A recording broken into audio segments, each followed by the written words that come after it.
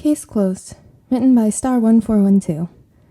Disclaimer, I don't own Teen Titans or Detective Conan. The Teen Titans were having a picnic at the park. They were all eating and having a good time. Even Raven was more relaxed than normal, and Robin even thought he saw her smile at one of Beast Boy's jokes. Suddenly, a soccer ball hit Cyborg on the back of his head. Sorry, a young boy said. He looked like he was about 7, and he was small for his age. He had black hair and wore glasses. It's okay, Cyborg said. Robin kicked the ball back toward the group, and the boy stopped it with his foot, almost without looking. That was a little weird. So, Robin asked, do you like soccer? Yeah. He started bouncing the ball on his knee, and he was unusually good at it for a 7-year-old. This kid was acting weird. Most kids would have been jumping around in excitement or asking for autographs. If they weren't doing that, they would have run off as fast as they could to tell their friends that they met the Teen Titans. He wasn't doing anything like that. Conan, another voice called. What's taking you so long? 3 other kids came over to see what was going on. They all did a double take when they saw Beast Boy and Cyborg, but they didn't ask. Yeah, Conan, did you find the soccer ball? A girl said. Who are you? She asked the group. What? Beast Boy asked, looking surprised. You don't know who we are? She was maybe a little taller than Conan, but she was still small. Her hair was brown, and she wore a headband. The 2 boys following her were both taller. The bigger of the 2 boys wore a green shirt, and he didn't seem to appreciate having to run after the girl. Yeah, why are you dressed like that? The green-shirted boy asked. No, what happened to my fans? Beast Boy yelled. Seriously, Beast Boy? Raven asked in disgust. Where are you from, Conan? Tokyo, Japan. Oh, that explains a lot, Robin thought. I'm Robin. This is Raven, Cyborg, Starfire, and Beast Boy. We're the Teen Titans. Yeah, Cyborg said. We protect the city from people who want to hurt it. Cool, the green-shirted boy yelled. Just like Master Yiva. I guess, Cyborg said, sounding confused. And who might you be? Starfire asked. Conan gave her a weird look, probably due to her unusual way of speaking, but he started introducing the group. I'm Conan, he said. And this is Amy, George, and Mitch. He pointed to each of the 3 kids in turn. And we're the Junior Detective League, Amy, George, and Mitch yelled. Conan deadpanned, like he thought their club was ridiculous. That's weird, Robin thought. Most kids their age would love things like that. Why wouldn't he join in? He's definitely acting strange. Hey, what's that thing in your ear? Cyborg was asking Mitch. It's a translator. It turns what we're saying into English.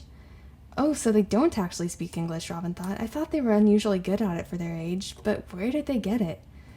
Conan turned, and Robin noted that Conan wasn't wearing one of the translators. Something was definitely strange about him. I'll have to try and figure him out later, Robin thought.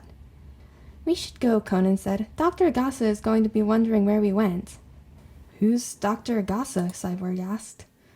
He's a good friend of my parents, Conan said. He brought us here because our parents thought it would be good for us to see an American city. Yeah, you probably should. Titans, trouble, Robin yelled.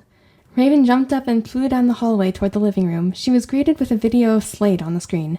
Hello, Robin, Slade said. He was revealing nothing as usual. There's going to be trouble in Jump City tonight. I look forward to seeing you all there.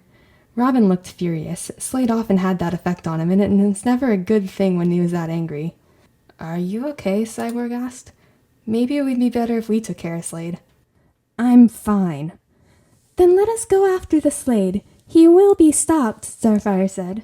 They left quickly, heading toward the area where Slade was last seen. Actually, it was one of the warehouses where Starfire was once kidnapped. When they arrived, they were shocked to find the group of kids from the park looking around. Children, Starfire said, you should not be here. If the kids thought it was weird to see Starfire flying, they didn't show it. Who was that guy who was here a few minutes ago? Amy asked. What guy? Raven asked. He was tall and scary, George said. He had armor and a weird mask, Mitch added. Yeah, and it was black and gold, Amy finished. Slade, Robin said. But where's Conan? Cyborg asked. He's in that corner, George said. The guy put something there and Conan won't let us anywhere near it. Wait, Robin said. You saw Slade and he didn't do anything to you? He tried, Conan said, walking back from the corner. I kicked a soccer ball at his head. Either he thought we weren't worth the effort to take out, or he thought we would set off the mercury tilt sensor-activated bomb in the corner. I disabled it before anyone could. Everyone stared at him in shock. What? Robin said. Who are you? Between Slade and Conan, Robin looked like he was about to strangle someone, so Cyborg decided to step in. Wait, how do you even know what a mercury tilt sensor is? And how did you know how to disable a bomb? Raven asked. I was stuck on an elevator with one. A nice policeman told me how to keep it from blowing up because I was the only one small enough to get to it without setting it off. I guess that makes sense, Robin decided. You kids should probably go home, Cyborg said. We need to stop Slade before he does something else. The kids left, and they talked a few minutes to decide what to do. Robin, of course, wanted to chase after Slade, but everyone else thought it would be better to try and work ahead of him and try to take him by surprise. Robin and Cyborg decided that they should try to study the now deactivated bomb to see where Slade might go. Are you sure you should do that? Raven asked. It could be a trap. Remember last time? She was referring to the time when Slade set a bomb in a boat. They had been shot with destructive nanobots. Yeah, Conan said. Why would he have put a bomb in an abandoned warehouse anyway? Wouldn't it make more sense for him to put it somewhere more disruptive?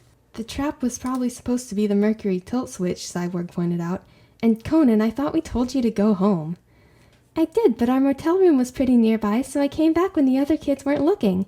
They're probably in the motel room watching Mask Yaiba as we speak, he thought. Robin looked like he had a million questions for Conan, but couldn't decide what to ask first. Finally he said, Who are you and how old are you? I'm Conan Edagawa. I'm 7. I came back because I thought I should tell you something. What? Robin asked. Slade was muttering about how great this bomb was and how mad you would be when you found it. It made me think his whole strategy was based off the fact that you'd be so angry you wouldn't think about what you're doing. Everyone stared at Conan again, wondering just how he knew stuff like that. Suddenly he seemed to realize what he just said. But what do I know? I'm just a kid, he said, grinning. He ran off, leaving them wondering how he just figured out Slade's strategy so fast.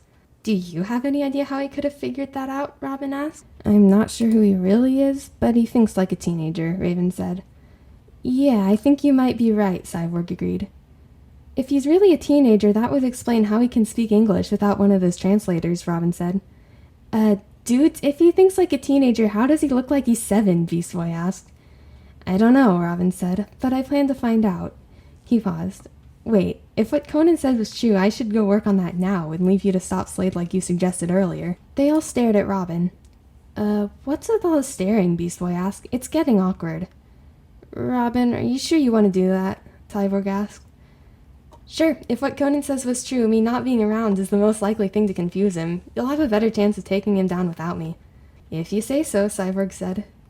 They then went their separate ways. Robin went back to Titan's Tower to try and find information on anything that could possibly be related to Conan. On the way, he thought about what he knew about Conan. He was good at soccer, bilingual, extremely smart. He acted like he thought more like a teenager than a kid. Wait, not just any teenager. A teenager who had seen a lot. Most American teens could be as immature as any 7-year-old. The fact that Conan seemed annoyed by his friend's club said a lot. Once he had reached the tower, he started looking up recent events that had occurred in or around Tokyo. He saw some really unusual things. The main article that Robin noticed was one about a 17-year-old boy named Jimmy Kudo. He was a 17-year-old detective who was already famous for his work. He also found out that he was very good at soccer. He had also disappeared recently. There were also several pictures of a middle-aged man nicknamed Sleeping Moore by the public. He had become famous around the same time that Jimmy disappeared. Oddly enough, Conan could often be seen in the background of his pictures. Suddenly, Robin had a really weird idea. What if Conan was Jimmy? It didn't make any sense, but neither did anything else about him. Well, the only way to find out is to ask Conan, he thought. Just then, Robin's communicator went off.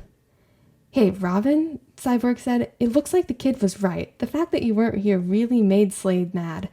We almost caught him, but he got away, and it looks like he's heading toward the tower. That can't be good. I'll be right out. Almost as soon as he hung up, red lights started flashing. It was the tower's security system. Apparently one of the tower's laser sensors had been tripped. It must be Slade. Robin ran out to confront Slade, but what actually happened shocked him more than fighting Slade ever could have. Hello, Robin, Slade said. I was disappointed that you didn't show up. Have I really become that unimportant? Robin was seething by this point, but suddenly a soccer ball came out of nowhere and it hit Slade on the head. It effectively knocked him over, which was better than what Robin had ever been able to do.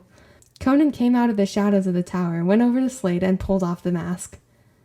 You're Jimmy Kudo, aren't you? Robin said. What? I'm only 7. How could I be Jimmy? Conan said. You tell me, Robin demanded. You say you're 7, but you're already bilingual. You're good enough to be a professional soccer player, and you took down Slade. I've been trying to do that for a long time. On top of that, you started appearing in the background of pictures of Richard Moore around the same time that Jimmy disappeared. Conan did something to his watch. What Robin had thought was the top lens lifted up, and something appeared on Slade's neck. What was that? It was a tranquilizer dart. It should keep him unconscious while we talk. He paused for a minute. Okay, I don't normally tell people this, but I'm Jimmy, Conan admitted. I look like this because I let a member of his organization sneak up on me. They gave me an experimental poison and it had an unintended side effect. You can't tell anyone. Wait, his organization? Robin asked. Yeah, I've been looking for clues and they all point to him being behind Japan's black organization. Wow, it sounds like he's been doing even more than I thought. It's great that you stopped him. Suddenly something occurred to Robin. Do you have a way to change back? What? To being a teenager? Nothing permanent. Maybe we can help after we take care of Slade. Hi, this is Star 1412. If you like this podfic, check out my other podfic, Aperture Testing. If there's a fanfic or short story you'd like to hear me read, let me know in the comments. I'll see what I can do. Thanks for listening.